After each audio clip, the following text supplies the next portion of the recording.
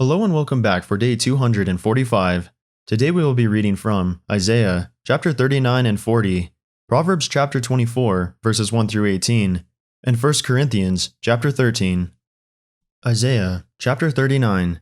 At that time, Merodach Baladan, the son of Baladan, king of Babylon, sent letters and a present to Hezekiah, for he had heard that he had been sick and was recovered. And Hezekiah was glad of them, and shewed them the house of his precious things, the silver, and the gold, and the spices, and the precious ointment, and all the house of his armor, and all that was found in his treasures. There was nothing in his house, nor in all his dominion, that Hezekiah shewed them not. Then came Isaiah the prophet unto King Hezekiah, and said unto him, What said these men, and from whence came they unto thee? And Hezekiah said, They are come from a far country unto me, even from Babylon. Then said he, What have they seen in thine house? And Hezekiah answered, All that is in mine house have they seen. There is nothing among my treasures that I have not shewed them. Then said Isaiah to Hezekiah, Hear the word of the Lord of hosts. Behold, the days come, that all that is in thine house, and that which thy fathers have laid up in store until this day, shall be carried to Babylon. Nothing shall be left, saith the Lord.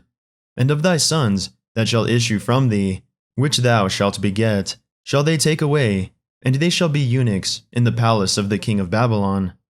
Then said Hezekiah to Isaiah, Good is the word of the Lord which thou hast spoken. He said moreover, For there shall be peace and truth in my days. Isaiah chapter 40. Comfort ye my people, saith your God. Speak ye comfortably to Jerusalem, and cry unto her, that her warfare is accomplished, that her iniquity is pardoned, for she hath received of the Lord's hand double for all her sins. The voice of him that crieth in the wilderness, Prepare ye the way of the Lord, make straight in the desert a highway for our God. Every valley shall be exalted, and every mountain and hill shall be made low, and the crooked shall be made straight, and the rough places plain. And the glory of the Lord shall be revealed, and all flesh shall see it together. For the mouth of the Lord hath spoken it. The voice said, Cry. And he said, What shall I cry? All flesh is grass, and all goodliness thereof is as the flower of the field.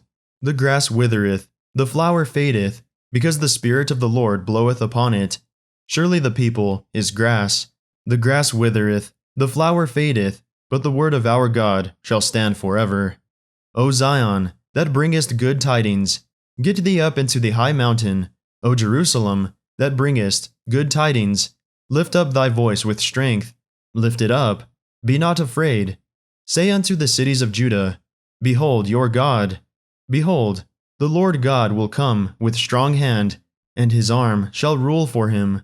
Behold, his reward is with him, and his work before him. He shall feed his flock like a shepherd. He shall gather the lambs with his arm, and carry them in his bosom, and shall gently lead those that are with young, who hath measured the waters in the hollow of his hand, and meted out heaven with the span, and comprehended the dust of the earth in a measure, and weighed the mountains in scales, and the hills in a balance, who hath directed the Spirit of the Lord, or being his counselor, hath taught him. With whom took he counsel, and who instructed him, and taught him in the path of judgment, and taught him knowledge, and shewed to him the way of understanding. Behold, the nations are as a drop of a bucket, and are counted as the small dust of the balance. Behold, he taketh up the isles as a very little thing, and Lebanon is not sufficient to burn, nor the beasts thereof sufficient for a burnt offering. All nations before him are as nothing, and they are counted to him less than nothing, and vanity. To whom then will ye liken God? Or what likeness will ye compare unto him? The workman melteth a graven image, and the goldsmith spreadeth it over with gold, and casteth silver chains. He that is so impoverished that he hath no oblation chooseth a tree that will not rot. He seeketh unto him a cunning workman, to prepare a graven image, that shall not be moved. Have ye not known? Have ye not heard? Hath it not been told you from the beginning? Have ye not understood from the foundations of the earth? It is he that sitteth upon the circle of the earth, and the inhabitants thereof are as grasshoppers, that stretcheth out the heavens as a curtain, and spreadeth them out as a tent to dwell in, that bringeth the princes to nothing. He maketh the judges of the earth as vanity. Yea, they shall not be planted. Yea, they shall not be sown. Yea, their stock shall not take root in the earth. And he shall also blow upon them, and they shall wither. And the whirlwind shall take them away as stubble. To whom then will ye liken me? Or shall I be equal? Saith the Holy One. Lift up your eyes on high, and behold who hath created these things, that bringeth out their host by number. He calleth them all by names, by the greatness of his might. For that he is strong in power, not one faileth. Why sayest thou, O Jacob, and speakest, O Israel, my way is hid from the Lord, and my judgment is passed over from my God? Hast thou not known? Hast thou not heard? That the everlasting God, the Lord, the Creator of the ends of the earth, fainteth not, neither is weary. There is no searching of his understanding. He giveth power to the faint, and to them that have no might he increaseth strength. Even the youths shall faint and be weary, and the young men shall utterly fall. But they that wait upon the Lord shall renew their strength. They shall mount up with wings as eagles. They shall run and not be weary, and they shall walk and not faint. Proverbs chapter 24, verses 1 through 18. Be not thou envious against evil men, neither desire to be with them.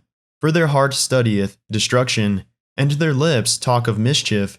Through wisdom is an house builded, and by understanding it is established. And by knowing shall the chambers be filled with all precious and pleasant riches. A wise man is strong, yea, a man of knowledge increaseth strength. For by wise counsel thou shalt make thy war, and in multitude of counselors there is safety. Wisdom is too high for a fool. He openeth not his mouth in the gate. He that deviseth to do evil shall be called a mischievous person. The thought of foolishness is sin, and the scorner is an abomination to men. If thou faint in the day of adversity, thy strength is small. If thou forbear to deliver them that are drawn unto death, and those that are ready to be slain, if thou sayest, Behold, we knew it not, doth not he that pondereth the heart consider it? And he that keepeth thy soul, doth not he know it? And shall not he render to every man according to his works? My son, eat thou honey because it is good, and the honeycomb which is sweet to thy taste. So shall the knowledge of wisdom be unto thy soul. When thou hast found it, then there shall be a reward, and thy expectation shall not be cut off.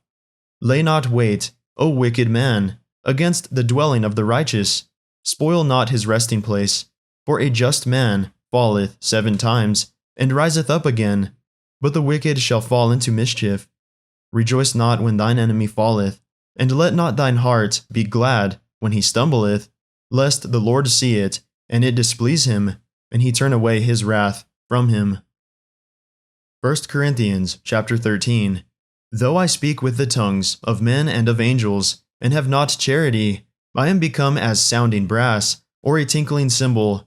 And though I have the gift of prophecy, and understand all mysteries, and all knowledge, and though I have all faith, so that I could remove mountains, and have not charity, I am nothing. And though I bestow all my goods to feed the poor, and though I give my body to be burned, I have not charity, it profiteth me nothing. Charity suffereth long, and is kind. Charity envieth not.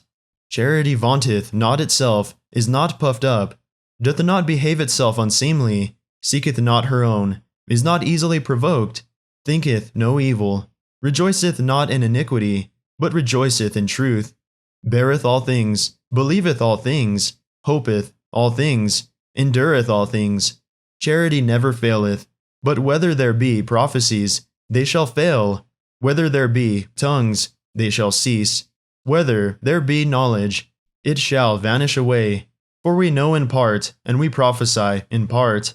But when that which is perfect is come, then that which is in part shall be done away. When I was a child, I spake as a child, I understood as a child. I thought as a child. But when I became a man, I put away childish things. For now we see through a glass, darkly.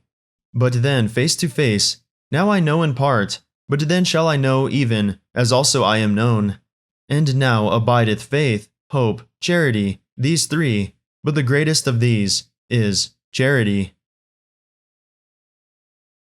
That concludes our reading for the day. May the Lord bless everyone listening with strength, health, and courage, today and always.